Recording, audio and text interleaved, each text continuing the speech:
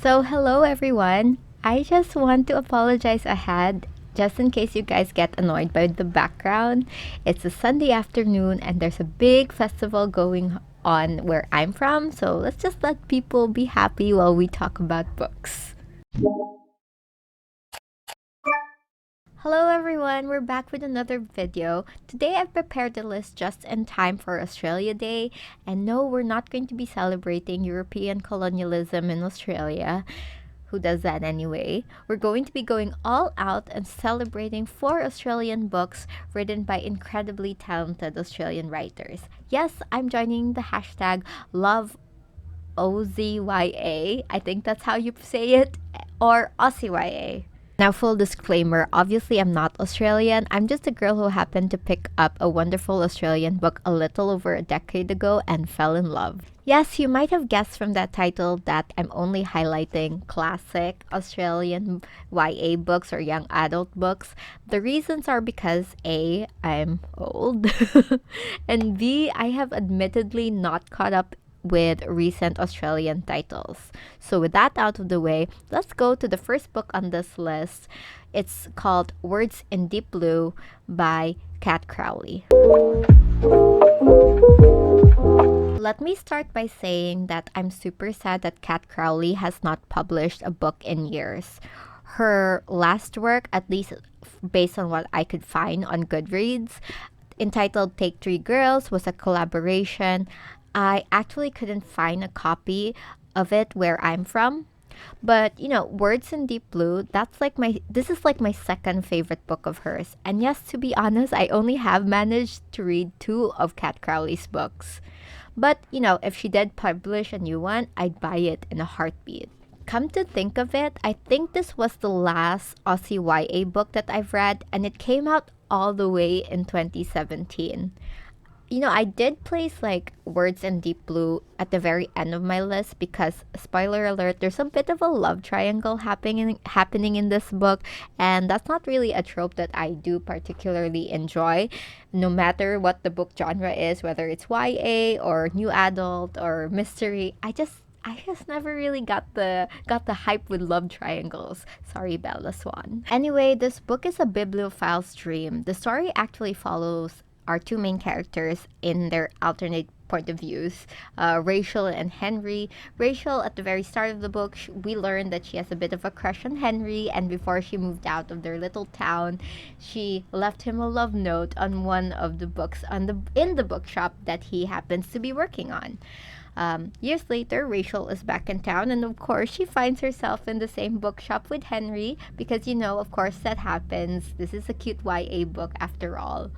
Now, at the surface, it seems like that's all that is, some cute summer read. But it really isn't. I feel like I fell in love with the whole format of exchanging notes via the books. I mean, it's not just Rachel and Henry doing this, it's also the people around them. And again, this is like a bibliophile's dream. There are book titles that are very familiar to book lovers out there. Think Pride and Prejudice, Zombies, Great Expectations, Cloud Atlas, you name it. And of course, it also dives into more mature themes like exploring grief at such a young age, forgiving yourself, and of course, moving on. Plus, the last few chapters, it will destroy you. In a good way, of course, because that's what a good book does. I'm just remembering it right now, and I just feel a little bit sad. And I don't want to spoil it for everybody, so please do check this out if you're looking for a simple yet moving summer read. Okay, so the next book on this list is Jellicoe Road by Melina Marchetta. I cannot believe that this book was published in 2006. I was literally a teenager at that time. Oh my gosh, time flies. I had heard so much about On the Jellicoe Road by Melina Marchetta. And, if you grew up sometime during the 2010s, if that was the time you spent your transformative teen or young adult years, then you probably have heard of this book already. I actually had to save up for it and order it through Amazon because they didn't carry a copy of the book where I come from. So, as you can tell, I've had this copy for a while. It's probably one of the most mature young adult books I've read, like ever. So much so, I actually recommend this book for anyone 16 and above. Someone younger might find the themes to be so too mature. So if you happen to be a parent and are looking for a book for your kid, this might be a little bit of a mature book for them. So that's a little parental warning for you.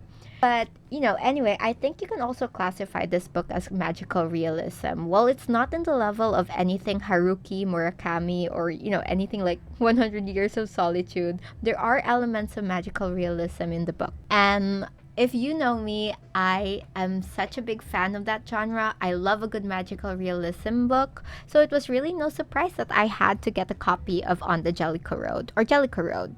Okay, honestly, it's a little bit difficult for me to describe the plot in detail without giving out too much spoilers, but to the best of my ability, I think I'm gonna go ahead and say that it is a story within a story. There are a total of two plots to follow. One is the actual narrator, this 17-year-old girl named Taylor Markham, who at the time of the story is in the middle of this ongoing territory war between the townies and the cadets. So Taylor is basically like fed up with the world and depressed when we meet her. Like, most teens are, but you can't really blame her because in the middle of this ongoing territory war, the one adult figure in her life, Hannah, disappears and takes off without warning. On top of that, she's also been yearning to get to know more about her mom after she was left on the Jellicoe Road. And like so many YA tropes, Taylor is struggling with growing pains and of course has this complicated relationship with this boy, Jonah Griggs. He happens to be also one of the cadet leaders. The two actually have a long history and a very refreshing relationship. There's this friends and enemies trope that I love, and I love that Jonah is really supportive of Taylor. All men must die, but Jonah Griggs is not all men. So, on the second plot that is running parallel to our main one, to Taylor's perspective, we follow some sort of mystery from the perspective of this book that Hannah is writing. It's almost like she speaks in riddles and fragments about a group of friends. How that ties up with Taylor's story, well, you have to read the book to find out. Okay, now don't say I didn't warn you. This book is depressing and it packs a lot of heartache. But if there's one thing that you can learn from Taylor's story is that you are never really alone in the struggle. Somewhere, someone is also struggling the same way you are and could well be your source of support. Now, I'm not talking in the context of your blood family, but your found family. Throughout the novel, Taylor feels lost and constantly asserts how much she's so much better being alone, like most of us feel like when we were teenagers. But eventually she realizes that you can heal, you can ask help, you can be vulnerable and still be considered strong at the same time. I think it's safe to say that Jellicoe Road is a super unique book that will always have a place in my heart. It's like a rite of passage towards adulthood. I've had the privilege of reading this when I turned 20, I think. I had just graduated from university. I did recommend it to my close circles, and I kind of noticed that a lot of them would read the first few chapters and give up. I get that because it can be confusing and a little bit off-putting at the same time. But please, if you do find a copy of this book, read it until the very end. You are missing out on a lot if you don't read On the Jellicoe Road. I think even as an adult, I would still end up enjoying this book. I haven't read it in a while, but I just know that I will. Okay, wow, hello, we're on our third book and you're still here. Okay, let's talk about Saving Francesca by Melina Marchetta. I just realized, that I'm only featuring two authors. I promise I'll brush up on my Aussie YA. Please do recommend some books if you guys have any. Anyway, if you follow me on Goodreads, you would know that I had just finished rereading this book. I remember that I got the first copy of this book when I borrowed it from my office mate back in 2017 or 18.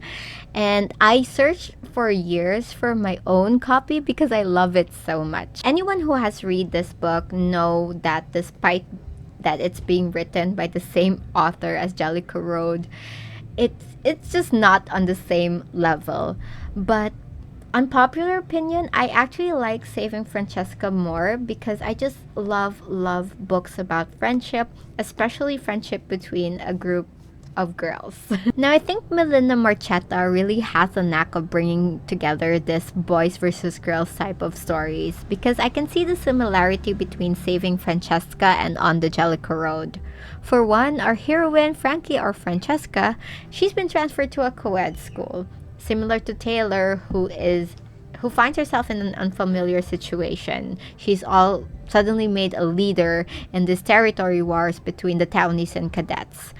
For Francesca, she gets transferred to St. Sebastian's, or as she likes to put it, St. Sebastian's like to think that they're opening a co-ed school because they opened the girls' toilet. So that's basically the premise of this novel. Francesca is a half Italian based in Australia who reluctantly has to transfer to this co-ed school. Yes, I'm doing this in purpose because she's half Italian. She most rather be in Pius Senior College with all of her girlfriends, but here she's stuck with the ultra feminist Tara in St. Sebastian's. On top of that, she's also classmates with the former slut of St. Stella's and her ex-friend Shobhan. You know, if you're Australian and you're cringing, I'm sorry. And of course, there's also like this character named Justin Kalinsky, who is a bit of a nerd and it usually keeps to herself in school. And she's basically in this environment that she's not familiar with. And on top of all that, Francesca has to deal with changes with her mom, Mia. Once the most outgoing and most active woman in their community, Mia all of a sudden retreats to her room and stops being Mia. Now, all these changes are too much for Francesca. And you know, we've all been teenagers. We don't deal with sudden change and growing pains so easily. Now, one of the things that I love about this book is that the teenagers are just teenagers. They're not the whole John Green monologue loving philosophical teens. They're teenagers. The boys don't look like Robert Pattinson. Even the main guy, Will Trumbull, is described to be strange looking and farts a lot. And I love that. The guys in my high school, they didn't look like Daniel Radcliffe and Harry Potter or Edward Cullen for that matter. Most of us had pimples, and the guys in school overused hair gel that were probably balding them prematurely. And I love the dialogue too. No one makes a bold declaration of love under the rain. Instead, they say something like, "Do you think people have noticed that I'm not around? I notice when you're not. Does that count?" Also, Saving Francesca really explores depression. And, you know, it's not just through the eyes of someone who is depressed, but also through the people around them. It poses the question, how does depression impact a family or a unit? Somewhere in the book, in fact, Francesca declares that we're depressed, indicating that depression really hurts everybody around you. And I think that is just a thought-provoking perspective to explore. So yes, read this book. It clearly changed my life. I assure you, you will enjoy it. I know there are spin-offs of Francesca's story that have been recently released. I have never read them because they're not available here, so hopefully I do get my hands on them one day so I can give them a proper review. What do you mean it's the last book? I've been having so much fun filming this video. Okay. The last book in this list is Graffiti Moon by Kat Crowley. I can safely declare that this is my favorite YA book ever. Not just my favorite Australian YA book, but my favorite YA book ever, hands down. I love it. I know the story is super simple. It happens all in one night, but it's an adventure that I actually read every year. No joke. Now, Graffiti Moon follows Lucy and her quest to find Shadow, the elusive graffiti artist who has been creating some of Lucy's favorite street art. Like many girls her age, and probably you, we're probably guilty of this too. Lucy just romanticizes the guy, even though she's technically never met him. Spoiler alert. Enter Ed. He happens to be Shadow, and we find that out like in the second chapter of the book. See, he isn't exactly what Lucy thinks he is. He's not this brooding, mysterious artist. He's just some down on his luck kid who just got dumped. He also happens to be the same guy that Lucy punched and broke his nose after she caught him staring at his ass at school. I know, it's so embarrassing. And yes, I know that's not the most romantic thing, but listen to me, please. These two are absolutely cute and hilarious with each other, and the first time during that night, that 24 hours adventure that they have, the first time they meet during that night, it really has a lot of funny exchanges. On top of that, Lucy and Ed have this amazing group of friends. It just reminds me of my own experiences growing up. The whole plot of the story actually takes place in 24 hours and is told from the perspective of Ed and Lucy. So the good thing is that, the story is never really difficult to follow. I think Kat Crowley really has that talent of telling a story from two different perspectives. I mean, she did it so well in Words in Deep Blue. So, she did it even better in Graffiti Moon.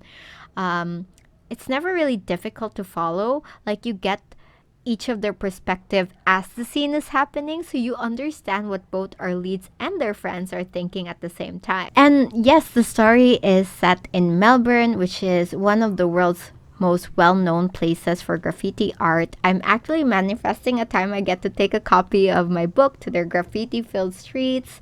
And yes, while it's never really a heavy read, maybe that's why I love it so much. And if you are a fan of character-driven books, you'll really enjoy Graffiti Moon. I also love that Kat Crowley includes on certain chapters like poems written by poet or Shadow's companion throughout the book. I mean, I'm not really doing justice describing it to you guys, but please, if you happen to have find a copy of this book, read it, grab it, and don't say I didn't warn you. It will leave you with so much butterflies. So there you have it, my four hashtag love Aussie YA books that I totally recommend. If you have any book suggestions that I should check out, please do comment it below.